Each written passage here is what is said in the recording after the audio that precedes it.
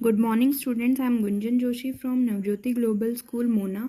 तो आज हम पुस्तक वसंत का पाठ 1 वह चिड़िया जो पढ़ने जा रहे हैं। इस कविता के रचयिता केदारनाथ अग्रवाल जी हैं।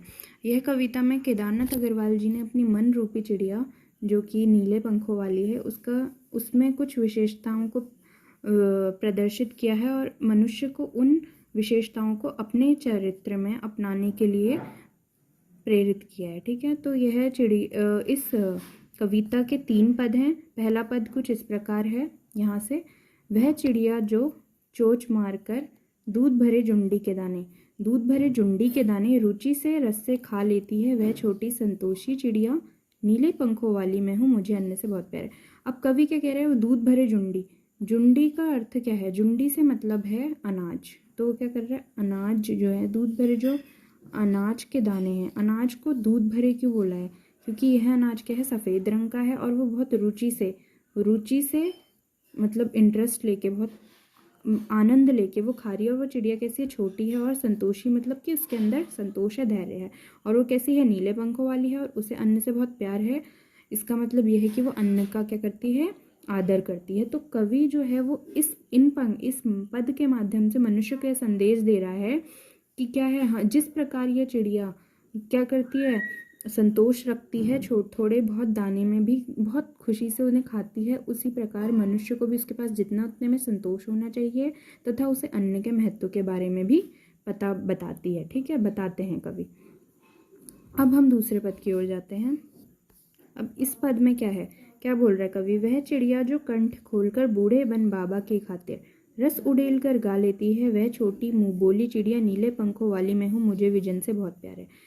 अब यहाँ पे क्या बोल रहा है कवि कि वह चिड़िया क्या कह रही है, कंठ खोलकर बूढ़े बन बाबा अर्थात क्या, पुराने घने जंगल, बूढ़े बन बाबा के खातिर कैसे गा रही है, रस उड़ेल कर। कैसे गा रही है, रस उड़ेल कर, मतलब मीठे मीठे स्वर में गा रही है। और वह चिड़िया कैसी है, छोटी और मुंह बोली है और नीले पंखों वाली है, उसे विजन अर्थात एकांत से बहुत प्रेम है। ठीक है, तो इस पद में कवि ये कह रहा है कि जिस प्रकार यह चिड़िया जो है वह क्या कर रही है, पुराने घने जंगलों के खातिर क्या कर रही है, मीठे मीठे स्वर में गा रही, उसी प्रकार मनुष्य को सिर्फ अपने बारे में ना सोचकर दूसरे के बारे में भी सोचना चाहिए, उसमें निस्वार्थ की भावना होनी चाहिए। ठीक है, अब हम तीसरे पद की ओर जाते हैं। और देखिए, मैंने जो आपको बोलता है दूध भरे जुंडी के दाने, ये है ज्वार। तो ये ज्वार क्या है, सफ़ेद रंग का होता है। ये देखिए, ये दाने आप देख सकते हैं। तो ये क्या है, तभी इसे बोला है कवि ने दूध भरे जुंडी के दाने। ठीक है, अब तीसरे पद में कवि ने क्या बोला है, वह चिड़िया जो चोंच मारकर, क्या बोला है कि ये चिड़िया क्या है, चोंच मारकर चड़ी नदी का दिल टटोलकर। चड़ी नदी मतलब उफनती नदी में भी वो गहराई में जाती है साहस करके, और क्या करती है, जल का मोती, मतलब जल रूपी मोती अर्थात पानी जो है उसको मोती, पानी की जो बूंदे उसे मोती से उसकी तुलना की गई है। क्योंकि देखिए, पानी के बिना क्या है, हमारा जीवन अमूल्य है। वैसे जैसे मोती अमूल्य है वैसे पानी भी अमूल्य है। तो बोला है कि जल रूपी मोती लाती है और अपनी प्यास बुझाती है। और वह चिड़िया कैसी है, गर्बीली है और कैसी है, छोटी है। और वह कैसी है, नीले पंखों वाली है और उसे नदी से बहुत प्यार है। क्या है, उसे नदी से बहुत प्यार है। ठीक है, अब ये गर्बीली मतलब क्या होता है, गर्बीली अर्थात गर्व से भरी हुई। ठीक है, वह कैसी है, गर्बीली है, कैसी है, गर्व से भरी हुई है। ठीक है, तो कवि यहाँ पे इस पद के माध्यम से कवि क्या कहता है, मनुष्य को भी क्या होना चाहिए, साहसी होना चाहिए, गर्वीला होना चाहिए, और क्या होना चाहिए, उसे क्या होना चाहिए, किसी भी परिस्थिति से डरना नहीं चाहिए, जिस प्रकार ये चिड़िया नहीं डरी। ठीक है, चलिए अब हम प्रश्न पाठ के बारे में यहाँ पे वैसे आपको दे रखा है, ये यहाँ से आप पढ़ सकते हैं। यहाँ पे पाठ के कुछ महत्वपूर्ण यहाँ पे बताया है, कुछ महत्वपूर्ण बिंदुओं को यहाँ पे बताया है। ये सब कुछ की नदी की ऐसी कि कवि ने उसके जो नीले पंखों वाली जो चिड़िया है उसको उसके स्वभाव में बताया कि वो कैसी है, छोटी चिड़िया है, संतोषी है, अन्न से प्यार करती है, अपने मन के साथ कंठ खोलकर पुराने घने वनों के लिए बेरोक गाती है, एकांत में भी उमंग से रहती है। ठीक है, तो हमें भी ये सीख मिलती कि हमें अकेले में क्या होना चाहिए, हमें चाहे हम अकेले हैं किसी के साथ है, उमंग में रहना चाहिए। किसी भी उफनती नदी के विषय में भी यहाँ पे बताया, वो साहसी है, ये सब कुछ बताया। ठीक है, चलिए अब हम प्रश्न अभ्यास करते हैं। तो अब कविता पढ़कर तुम्हारे मन में चिड़िया का क्या चित्र उभरता है? जो भी चित्र आपके मन में उभरता है आप उसको बना लेंगे। ठीक है, अब तुम्हें कविता का कोई और शीर्षक देना हो तो क्या शीर्षक देना चाहेंगे? उपयुक्त शीर्षक सोचकर बोलें। अब क्या करेंगे आप? अगर आपको कोई शीर्षक देना होगा तो आप क्या शीर्षक देंगे? आप बोलेंगे, या तो आप बोल सकते हैं नीले पंखों वाली चिड़िया, या आप बोल सकते हैं छोटी चिड़िया। हाँ, तो आप कोई भी शीर्षक दे सकते हैं अपने मन से। ठीक है, जिसको आपको इस कविता से जो रिलेटेड लगता है आपको। ठीक है, अब क्या इस कविता के आधार पर बताओ कि चिड़िया को किन किन चीज़ों से प्यार है। तो चिड़िया को किन किन चीज़ों से प्यार है? क्या है चिड़िया को पहले पहले कुछ हाँ, चिड़िया को किन किन चीज़ों से प्यार है? क्या बोल रहा है कवि कि चिड़िया को किस किस चीज़ों से प्यार है वो उसका हमें बताना है। ठीक है, तो कवि के तो हम इसमें क्या बोलेंगे कि जो चिड़िया है, जो नीले पंखों वाली चिड़िया है, उसे किससे बहुत प्रेम है? उसे पहले तो नदी से बहुत प्यार है। ठीक है, उसे नदी से बहुत लगाव है, ये बोला गया है। और क्या बोला है कि उसे नदी से लगाव है। और उसे किससे प्यार था? देखिए कविता में लिखा है, कविता में बोला है ना कि क्या है, उसे अन्न से भी बहुत प्यार है। किससे प्यार है? अन्न से प्यार है। और वो क्या करती है? दूध भरे झुंडी के दाने जो हैं उसे भी बहुत रुचि से खाती है, तो उसे उससे भी क्या है? प्यार है। दूध भरे झुंडी के दानों से भी प्यार है। ठीक है, और किससे प्यार है? उसे जंगल से प्यार है। ठीक है, और इस चिड़िया को गीत गाना भी बहुत पसंद है। ठीक है, तो यह नदी से भी बहुत प्यार करती है। तो आप ये बोलेंगे कि हमें इस कविता से यह ज्ञात होता है कि चिड़िया को दूध भरे अनाज के दानों से, नदी तथा जंगल से प्यार है। और क्या करते हैं, इस चिड़िया को गीत गाना भी बहुत पसंद है, और यह नदी से भी बहुत प्यार करती है। ठीक है, अब हम तीसरे प्रश्न में आते हैं। इस कविता के आधार पर बताओ कि चिड़िया को किन किन चीज़ों से प्यार है। हाँ, ये सब हमने बता दिया। ठीक है, दूसरा भी बता दिया।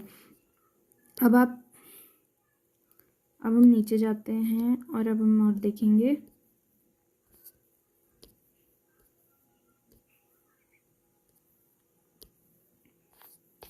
अब क्या बोला है? आशय स्पष्ट कीजिए। 4th क्वेश्चन देखिए, पहला है रस उड़ेलकर गा लेती है। ठीक है, तो इसमें क्या बोला है कवि ने? छोटी चिड़िया जो है, हमारी जो चिड़िया है वो जंगल में अकेली होती है, तब भी वह क्या करती है? बिना किसी के डर के और संकोच के कैसे बहुत मन से वो गाना गाती है, मधुर स्वर में गाती है। उसके स्वर की मधुरता वातावरण में रस घोल देती है। ठीक है, अब ख क्या है? चढ़ी नदी से लेके है तक। अब इसमें क्या बोलेंगे आप? क्या बोल रहे? चढ़ी नदी का दिल टटोलकर जल का मोती ले जाते हैं। तो छोटी चिड़िया क्या है? चढ़ी हुई नदी से भी नहीं डरती। ठीक है, वह उफनती नदी के बीच में भी क्या करती है? अपनी चोंच में पानी की बूंद लेकर उड़ जाती है।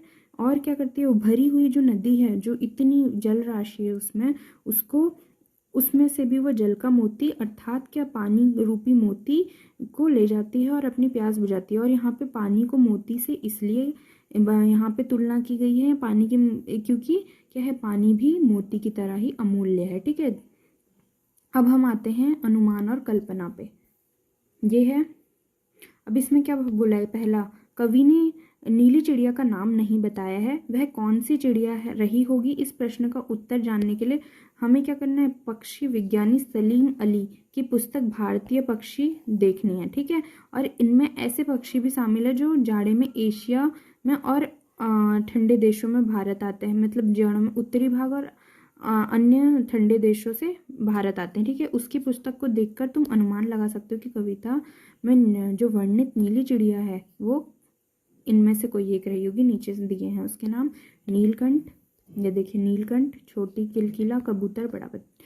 अब ये नीलकंठ ही हो रही होगी मेरे हिसाब से, क्योंकि इसमें नीली चिड़िया बोला है, नीले पंखों वाली बोला है। लेकिन आप ये पुस्तक पढ़ेंगे जो भी यहाँ पे है, इसको देखेंगे और फिर उसके बाद आपको पता चल जाएगा। अब दूसरे क्वेश्चन में जाते हैं हम। क्या है? नीचे कुछ पक्षियों के नाम दिए गए हैं। ठीक है, उनमें यदि कोई पक्षी एक से अधिक रंग का है तो उसके किस हिस्से का रंग कैसा होगा? यह जैसे यहाँ पे बताया है, उदाहरण के लिए तोते की चोंच लाल और शरीर हरा है, तो मैना, कौवा, बतख और कबूतर, ये 4 दिए हैं। अब इनके बारे में हमें बताना है कि इनके क्या कैसा होगा। देखो, मैना के पंख जो होते हैं भूरे होते हैं और सफ़ेद रंग के होते हैं। ठीक है, उनकी टांगें हल्की लाल होती है। कौवा पूरा काला होता है। बतख क्या होती है? स्लेटी सफ़ेद रंग होता है उसका। और गर्दन क्या होती है? कुछ नीले रंग की होती है और इसकी टांगें कैसी होती है? लाल होती है।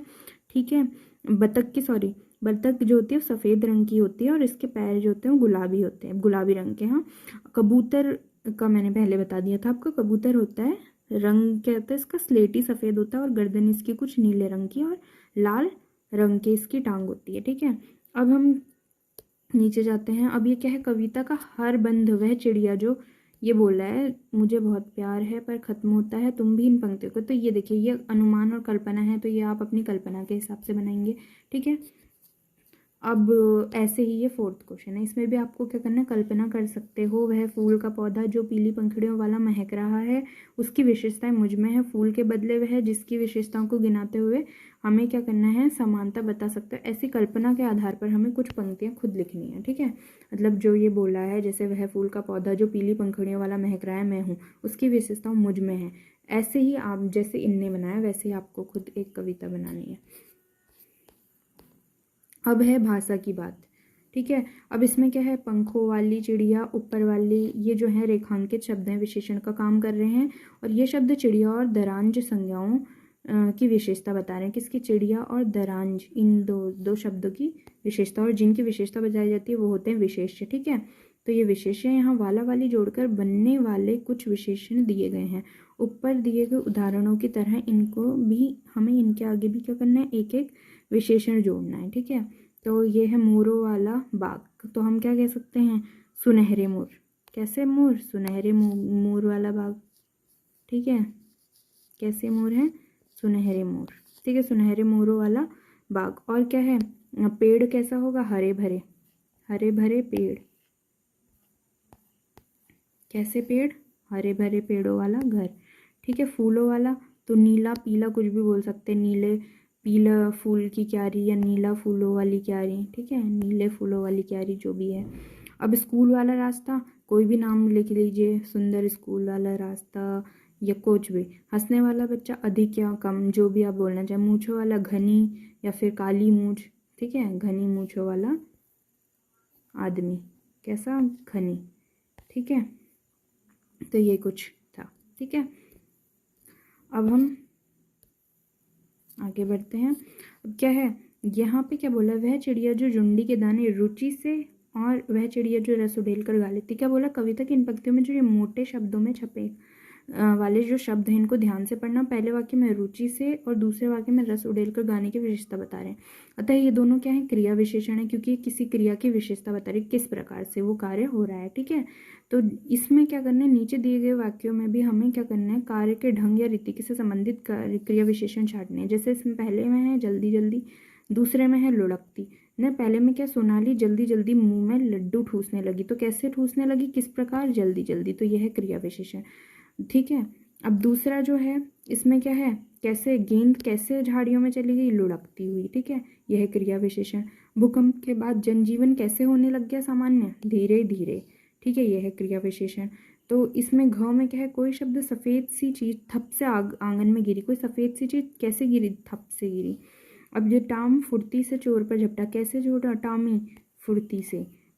ये है तेजिंदर सहम कर कोने में बैठ गया, कैसे बैठा, सहम कर। आज अचानक ठंड बढ़ गई, कैसे बढ़ गई, अचानक बढ़ गई। तो ये सब क्या है, क्रिया विशेषण है। ठीक है, तो यहाँ आपका चैप्टर जो है वो कंप्लीट होता है। ठीक है, आई होप कि आपको सब समझ में आया होगा। तो चलिए, चैप्टर यहाँ पे ख़त्म हो गया।